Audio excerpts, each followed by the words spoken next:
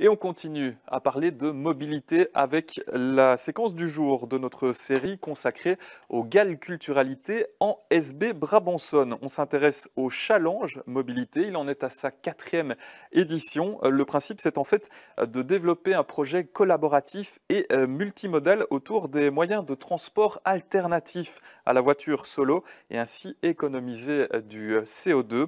Le challenge se déroule dans les 7 communes qui font partie du territoire du Gall, cette commune que je vous ai citée hier, vous vous en souvenez probablement, et cela dure jusqu'au 24 septembre. Les écoles et les administrations communales sont particulièrement sensibilisées cette année. Exemple ce mardi matin à Ramilly avec Caroline Lebout et Adrien Brosse.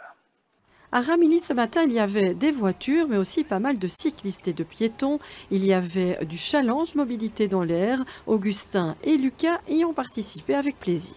J'aime bien venir à pied et surtout j'aimerais que tout le monde vienne à pied, mais c'est pas possible parce qu'ils vivent peut-être à 20 km.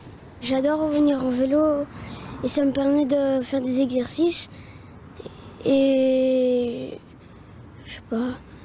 Et le fait de participer au challenge, ça te motive? Oui, ça me motive. Et ça me motive de plus en plus. Alors, le challenge mobilité, c'est un challenge qui se veut être collaboratif et multimodal et qu'on propose aux citoyens de l'Est du Brabant wallon, le Galculturalité et le GRAC, pendant 2 semaines, du 13 septembre au 24 septembre, donc en partie sur la semaine de la mobilité. Et on leur propose, l'objectif c'est de parcourir un maximum de kilomètres autrement qu'en voiture en solo et économiser ainsi collectivement un maximum de CO2 qui sont retranscrits en MobiPoints. C'est la 4e édition du challenge mobilité lancé par le Galculturalité en SB Brabançonne et le GRAC. On s'inscrit via une application ou un site internet. On a une participation qui est assez grande, oui, pour un début de challenge. On est déjà à plus de 300 participants, 1200 km parcourus autrement qu'en voiture en solo. Donc il y a le vélo, la marche à pied, la trottinette, les transports en commun et le covoiturage. 7 administrations communales, 4 écoles secondaires et 17 primaires y participent.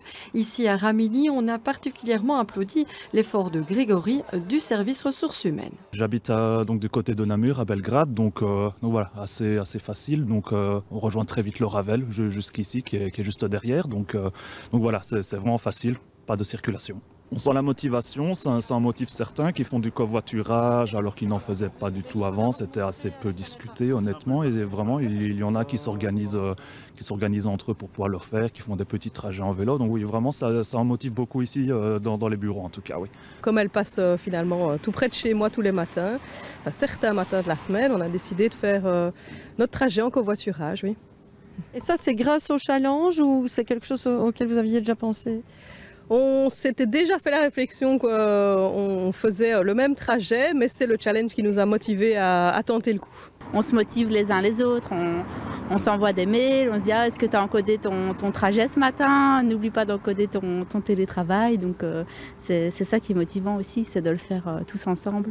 Via l'application, le site internet, on peut voir les paliers atteints grâce à chacun en misant avant tout sur le collectif. Voilà, c'est ce qu'on appelle en fait le principe de coopétition, donc c'est collaboratif. Ils ont effectivement un petit classement qui montre qui est en tête, mais l'idée c'est d'arriver à collectivement atteindre la jauge et le résultat final. Le challenge permet d'un côté de mettre en lumière ce qui se fait déjà dans les communes ou dans les administrations communales, dans les écoles, mais aussi à l'objectif, là où il n'y a pas encore beaucoup de choses qui sont ancrées dans les mentalités, de faire changer des comportements. Et sachez qu'il est toujours possible de s'inscrire. Le challenge mobilité dure jusqu'au 24 septembre avec, on l'espère, un changement à long terme des habitudes de déplacement vers l'école ou le lieu de travail.